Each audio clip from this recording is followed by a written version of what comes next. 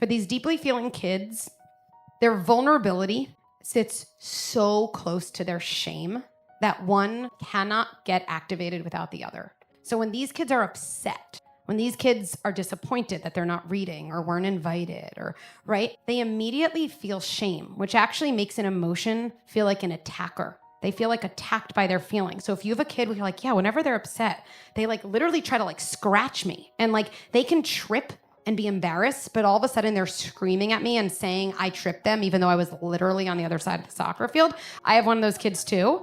And then when you try to say to them like, oh, that was embarrassing, they're like, I hate you. And you're like, what just happened? I'm just trying to help you, right? It's because the shame is so intense. They truly deeply fear being too much, and they fear they're going to overwhelm you, which almost makes that cycle a little more self-fulfilling. And so these kids, I say, they reject front door strategies. It's like if they're in their house when they're upset and you're like, hey, I'm here to help, they slam the door in your face. But what's often happening with these kids is then they slam the door and we say back to these kids like, you're so dramatic, or I was just trying to help. And then in their house, they're kind of alone, which we know now is the problem. And they just kind of say to themselves, see, like I really am as toxic and bad and poisonous as I worried I was.